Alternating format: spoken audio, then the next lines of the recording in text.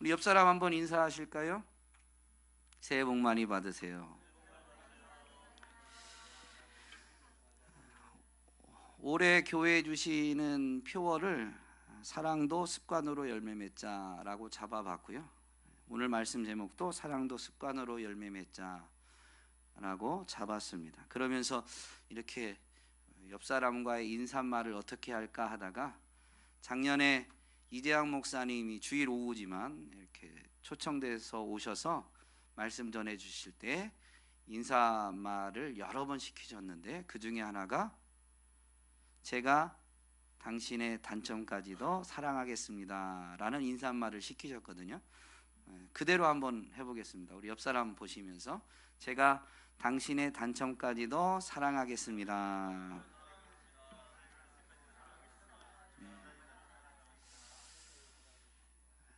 시간이 많이 갔지만 너무 은혜로운 간증이어서 설교를 대신해도 될 것 같습니다.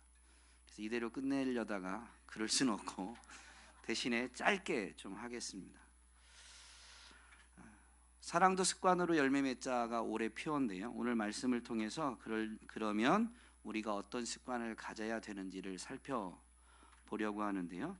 예수님이 제자들에게 새 계명을 주셨어요. 서로 사랑하라는 겁니다. 사실 이 앞에서 예수님이 하나님 나라를 가르치실 때 구약의 하나님의 말씀 율법을 요약해서 두 가지로 말씀해 주셨거든요. 먼저는 첫째는 하나님 사랑, 둘째는 이웃 사랑입니다. 이렇게까지 가르치신 예수님이 제자들에게 새 계명을 주는데 첫째라고 했던 하나님 사랑에 대한 언급은 없고 새 계명을 너희에게 주노니 너희가 서로 사랑하라 라고 하셨습니다. 왜 그러셨을까요? 이유는 간단합니다. 예수님은 또 하나님 나라를 가르치실 때 이렇게 말씀해 주셨죠. 사실은 오늘 본문 이후에 있는 건데 요한복음 14장 21절에 보면 내 계명을 받아서 지키는 사람은 나를 사랑하는 사람이요 나를 사랑하는 사람은 내 아버지의 사랑을 받을 것이다 라고 말씀해 주셨습니다. 예수님을 사랑하는, 하나님을 사랑하는 게 뭐냐? 결국 그분의 계명, 그분의 말씀을 지켜 행하는 것이 그분을 사랑하는 거예요. 사람과 사람 사이에서도 서로 사랑하면 상대방의 말에 귀를 기울이고 상대방이 원하는 것을 들어주게 되어 있습니다. 그게 사랑한다라는 분명한 증거이죠. 물론 서로 사랑하면 말로도 나도 당신을 사랑합니다 라고 말할 수 있습니다만은 말로만 끝난다면 그 사랑이 정말 진실된 사랑인가 라는 데 있어서는 물음표를 가지게 되겠죠. 말도 사랑을 표현해야 되지만 분명히 그 마음, 그 뜻을 헤아려서 그가 원하는 대로 행하는 것까지가 진실된 사랑인 거죠. 하나님과의 관계에서는 더더욱 분명합니다. 이렇게 말씀으로 가르쳐 주시니까요. 그래서 먼저는 첫째는 하나님을 사랑하라 라는 게 모든 율법의 가르침, 요약하면 그 율법의 핵심인데 예수님은 첫째는 생략했어요. 왜냐하면 하나님을 사랑할 때에 정말로 이웃을 사랑할 수 있거든요. 주님을 따르는 그 제자들 공동체에게 그래서 주님을 따른다라는 것은 주님의 사랑을 깨닫고 주님을 사랑해서 예수님이 따라오라라고 하지 않았어요. 그들이 따른 거예요. 그러니까 그 제자 공동체는 예수님, 하나님을 사랑하는 게 이미 전제되어 있는 겁니다. 그 하나님을 사랑하는 사람들에게 주어지는 새 계명이 뭐냐? 서로 사랑하는 겁니다.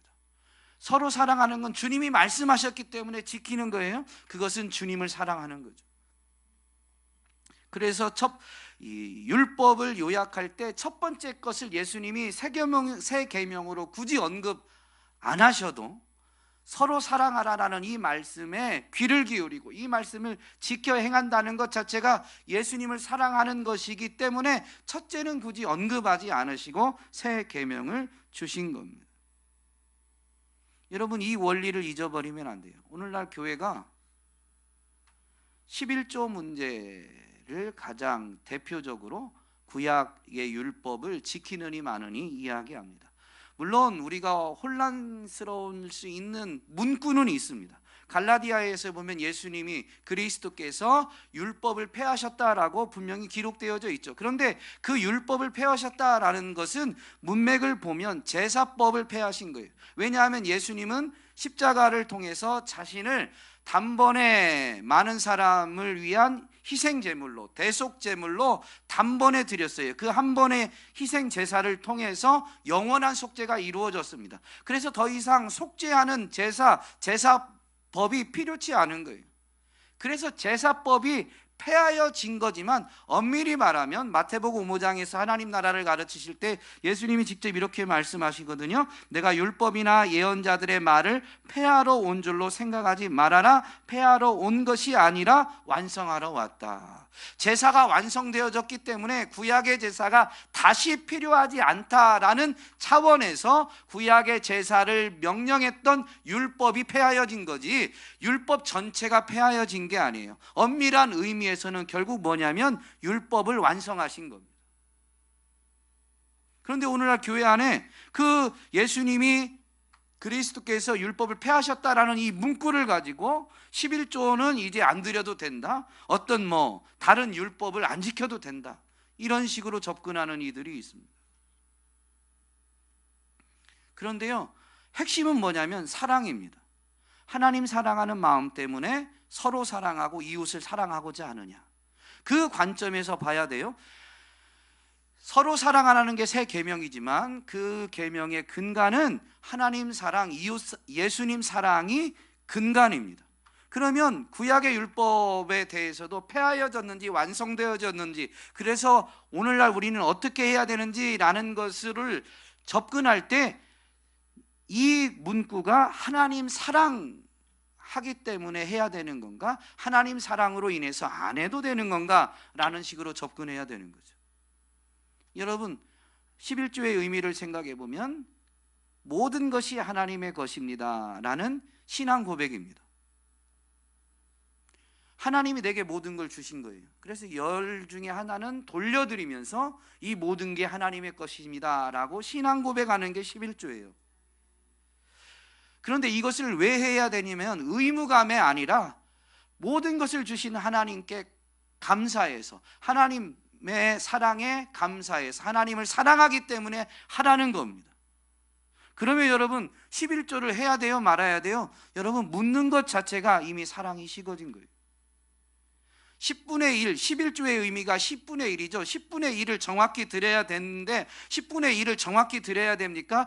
생활비에 10분의 1만 드려도 됩니까? 여러분, 묻는 것 자체가 사랑에 대한 점검이 돼야 돼요. 내가 주님을 정말로 사랑하고 있는가? 그 관점에서 점검을 하셔야 됩니다. 여러분, 사랑이 식으면 형식만 남게 됩니다.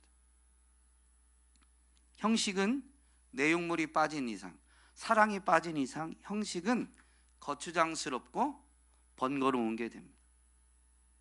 신앙생활하는데 주일 성수, 교회에서 행하는 어떤 사역들, 율법에서 요구하는 어떤 행위들이 거추장스럽고 번거롭다, 여러분 사랑이 식어진 건 아닌지 점검해야 돼요. 요한계시록에 보면 에베소 교회가 나오죠. 그 에베소 교회에 대해서 예수님이 먼저 칭찬하십니다.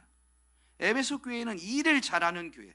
어떤 일을 잘했냐면요, 구제하고 선교하고 성경 공부하고 하는 일들을 잘했어요. 오늘날 교회가 해야 될 일을 다 잘한 거예요. 겉모습으로 보면, 형식으로 보면 에베소 교회는 가장 이상적인 교회, 완벽한 교회입니다. 그런데 주님이 뭐라고 하세요? 처음 들으세요? 너희 처음 사랑을 버렸다. 그러면 에베소 교회는 지금 그 많은 일들을 시스템적으로, 전에 해오던 그 시스템적으로 일을 열심히 하는 거예요. 자기들의 명성일 수 있고 자기 이익일 수도 있어요. 정확히는 알지 못하지만 어쨌든 이 일이 사랑에 의한 게 아니에요. 일은 잘하고 있지만 마치 우리 직장 생활일 수도 있죠. 목회자의 가장 큰 몸부림이 목회가 직장이 되면 안 되거든요. 직업적인 측면이 있습니다. 전임 목회자들은 목회하면서 사렙이라고 하는 그걸 왜 사렙이라고 하냐면요, 월급이라고 하면 너무 이게 이 직업적 요소로만 전락해 버리니까. 사렙이라는 이름을 쓰는 이유는 목회자를 위한 거예요. 내가 목회하는 것에 대해서 교회에서 고마움으로 표현하는 것, 일한 대가, 보수가 아니라. 어쨌든 목회자가 이 부분이 굉장히 조심해야 되고 늘 깨어 있어야 되는 부분입니다. 이게 일이 되면, 잡이 되는 순간에 자원함과 즐거움이 사라집니다. 그래서 종종 저도 여기서 예배 드리면 여기서 예배 드릴 때랑 다를 때가 있어요. 여기 안 쓰고 싶을 때가 있어요. 습관을 따라서 직업적으로 하니까, 이건 내가 해야 되는 일이니까. 근데 예배는 내가 해야 되는 일이기도 하지만 내가 즐거이 자원해서 해야 되는 거예요. 근데 그 즐거움, 자원함이 자꾸 식어지게 될 때가 있거든요. 그거는 사랑이 식어지기 때문입니다. 여러분은 혹시 성경 말씀이, 구약이 거추장스럽고 번거로움이 되진 않는지 돌아볼 수 있기를 주님의 이름으로 부탁드립니다. 계명을 지키는 건 주님을 사랑하는 건데요, 주님을 사랑하는 것, 즉 계명을 지키는 게 자원함으로 되려면 주님 사랑이 더욱 뜨거워져야 되겠죠. 여러분, 예수님을 더욱 뜨겁게 사랑하려면 어떻게 해야 될까요?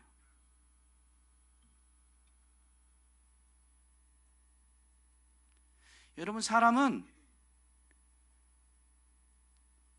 창세기 3장 이후에 모든 사람은 먼저 사랑할 수 있는 존재가 아닙니다.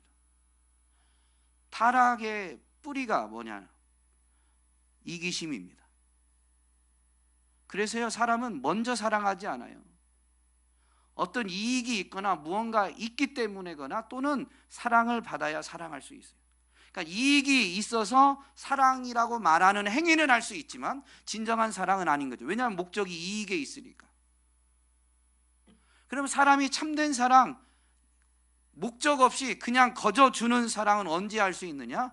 거저 받을 때, 즉 사랑을 충분히 받아서 내 안에 사랑이 넘칠 때 나도 드디어 그와 준하는 사랑, 그런 것과 같은 종류의 사랑, 즉 참된 사랑을 충분히 받은 사람만 참된 사랑을 행할 수가 있는 거예요. 그러므로 우리가 하나님을 사랑하고 이웃을 사랑하려면, 그 사랑이 뜨거워지고 깊어지려면 어떻게 해야 되냐? 하나님 사랑을 더욱 깊이 묵상해야 됩니다. 여러분, 하나님 사랑을 더욱 깊이 묵상하려면 어떻게 해야 돼요? 이것이 우리가 가져야 되는 습관입니다. 그래서 하나님 사랑을 더 깊이 깨닫고 하나님 사랑에 충만히 사로잡힐 때 우리는 서로 사랑하는, 나아가 이웃을 사랑하는 사랑을 실천할 수가 있는 거예요. 그러므로 사랑도 습관으로 열매 맺는 모든 그 사랑의 열매를 맺기 위한 첫 번째 습관은 하나님의 사랑, 예수님의 사랑을 묵상할 수 있는 것이 되어야죠. 뭐가 있을까요? 습관이 되는 건 행위입니다. 네, 말씀을 읽고 묵상하는 거. 그런데 말씀을 읽으면 하나님 사랑이 깨달아져요? 아니죠. 성령님의 도우심이 아니면 말씀은 온전히 깨달아지지 않아요. 말씀이 깨달아지지 않았다는 것은 성경을 백독, 천독을 해도 그 안에 담겨진 하나님의 사랑, 그리스도의 사랑은 경험되어지지 않는 겁니다. 근데 말씀을 묵상하고 성령님이 도우시면, 이상범 집사님이, 형제가 간증한 것 마지막 순간에 그 감격에 압도되는, 하나님의 사랑과 은혜에 압도되어서 막 눈물이 눈물도 안 멈추. 예? 무슨 말이에요? 나는 지금 이 일을 끝내고 싶어서 눈물이 멈추고 내가 정확하게 내 의사를 전달하고 싶은데 그분의 사랑과 은혜 때문에 눈물이 멈춰지지가 않는 거예요. 내 의지와 상관없이. 그게 성령의 역사예요. 그게 체험되어지는 거예요. 그래서 사도 바울은 교회를 위해서 기도하는데, 지난주에 바울의 기도를 살펴봤지만 그건 에베소 1장이고요 3장에 에베소 교회를 향한 바울의 기도가 한 편 더 있습니다. 에베소서 3장 14절에 보면 나는 아버지께 무릎을 꿇고 빕니다 라고 하면서 기도를 시작하는데 16절부터 보면 이런 기도 내용이 있습니다. 아버지께서 그분의 영광의 풍성하심을 따라 그분의 성령을 통하여 여러분의 속사람을 능력으로 강건하게 하여 주시고 믿음으로 말미암아 그리스도를 여러분의 마음속에 머물러 계시게 하여 주시기를 빕니다. 여러분이 사랑 속에 뿌리를 받고 털을 잡아서 모든 성도와 함께 여러분이 그리스도의 사랑의 너비와 길이와 높이와 깊이가 어떠한지를 깨달을 수 있게 되고 지식을 초월하는 그리스도의 사랑을 알게 되기를 빕니다. 지식을 초월하는 그리스도의 사랑, 우리의 지식 이성을 초월하는 그리스도의 사랑을 아는 건 체험하는 것밖에 없어요. 근데 이 일들이 어떻게 이루어지냐? 성령을 통해서 우리의 믿음이 굳건해지면 그리스도가 우리 안에 거하심을 늘 경험하고 누리게 되어 있어요. 그분이 내 안에 계시고 나와 함께 하심이 경험되어질 때 그분이 나를 얼마나 사랑하시는가가 경험되어져서 지식을 넘어서서 그리스도의 사랑, 그 사랑의 너비와 길이와 높이와 깊이가 어떠한지를 알게 되는 거죠. 여러분, 성령의 역사가 아니면 성경을 백독천독해도 그 기록되어진 말씀을 통해 하나님의 사랑은 깨달아지거나 경험되어질 수가 없어요. 그래서 말씀을 읽고 묵상하는 것도 습관이 돼야지만 여러분, 기도하는 것도 습관이 돼야 됩니다. 둘 중에 하나만 하는 게 아니에요. 두 개가 다 있어야 돼요.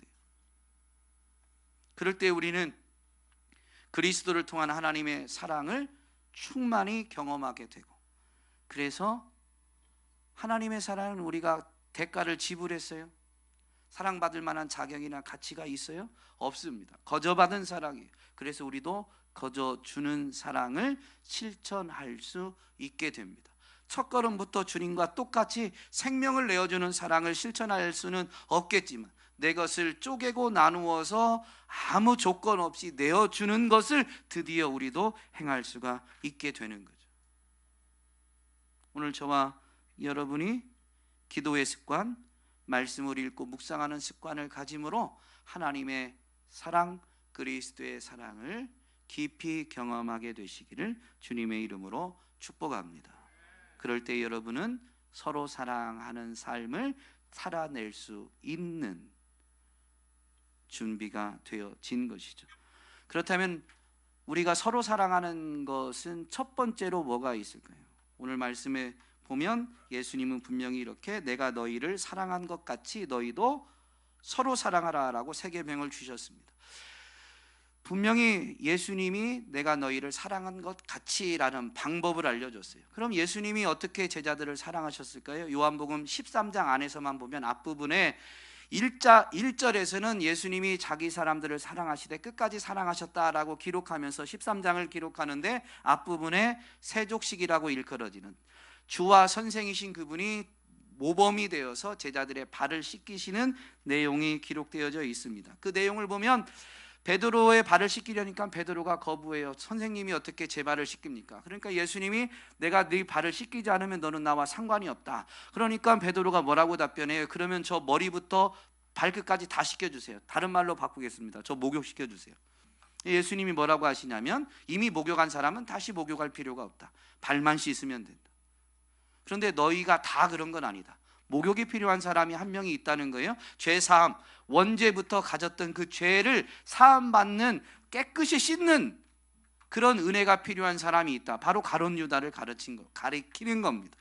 그러면 여러분, 이미 목욕한 사람, 저와 여러분은 예수 그리스도의 대속의 은혜로 목욕한, 그래서 죄사함을 받고 하나님의 자녀가 된 사람들이지만 삶을 살다 보면 어디를 걸어가다가 발에 먼지가 쌓이듯이 우리의 연약함 때문에 우리는 여전히 죄를 범하게 되어 있습니다. 그런 사람들이 죄를 하나님 앞에 용서받는 게 뭐냐면 발이 씻겨지는 거예요. 발은 누가 씻어주냐? 예수님이 씻어주는데 예수님은 그렇게 제자들의 발을 씻어준 다음에 제자 공동체에게, 교회에게 이렇게 말씀하신 거예요. 너희가 서로 사랑하라.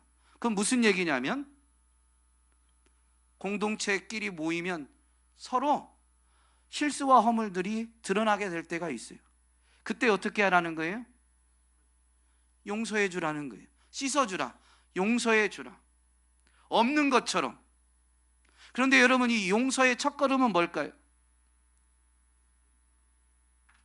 아니, 행위로.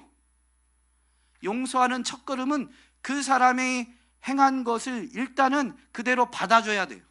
그리고 그것이 그 사람의 의도, 그것이 그 사람의 본성인 양 여기지 않고 그것을 그 사람의 연약함으로 또는 실수로 여겨줘야 돼요. 그래서 그거를 우리가 받아들이는 행동을 우리가 습관화할 수 있는데, 그게 뭐냐면 먼저는 언어인데요. 따라해 보겠습니다. 그럴 수 있지. 사람이 왜 그런데가 아니라요, 그럴 수 있지. 여러분의 기준에 또는 어떤 공동체 안에 세워놓은 룰에 합하지 않은 어떤 행동을 보게 되면 사람이 왜 그런데? 라는 말이 먼저 나와요? 그럴 수 있지? 라는 말이 먼저 나와요? 만약에 사람이 왜 그래? 라고 한다면 우리에게 사랑이 별로 없는 거예요. 식어진 거예요. 우리의 사랑은 내 의지로 갖는 게 아니에요. 하나님의 사랑이 부어져야 우리는 사랑할 수 있는 그 사랑의 힘이 있는 거거든요. 그때 사람이 왜 그래? 라는 말이 먼저 나왔다면 우리는 그 다음 말을 하기보다는 내 안에 하나님의 사랑, 예수님의 사랑이 식어졌구나라는 걸 깨닫고, 하나님이 나를 어떻게 사랑하셨는가, 내가 어떻게 하나님의 자녀가 되었는가라는 것부터 되새겨야 됩니다. 우리가 죄인 되었을 때 그리스도께서는 우리를 위해서 자신의 생명을 내어주셨습니다. 이 사건을 통해 하나님은 우리를 향한 자기의 사랑을 확실한 증거로 보여주셨습니다. 우리가 죄인이었을 때, 우리가 예수님을 모를 때, 그래서 우리 멋대로 살아갈 때에 하나님은 예수 그리스도를 통해서 우리를 먼저 사랑해 주셨습니다. 그러므로 누군가의 실수와 허물 앞에 우리가 사람이 왜 그래? 라고 할 때 내가 그리스도의 사랑을 입은 것으로 돌아가면 우리는 이렇게 말할 수 있는 거죠. 그럴 수 있지. 그 사람도 예수님 만나면 새로운 사람이 되니까. 예수님 만나기 전이라면 그럴 수 있지. 우리 옆 사람하고 한번 인사해 볼까요? 근데 이거는 말로 하면 안 돼요. 독백이어야 돼요. 지금 옆 사람이 내 기준에 좀 마음에 안 드는 행동을 했다라고 가정을 하고, 독백으로 어떻게 해야 된다고요?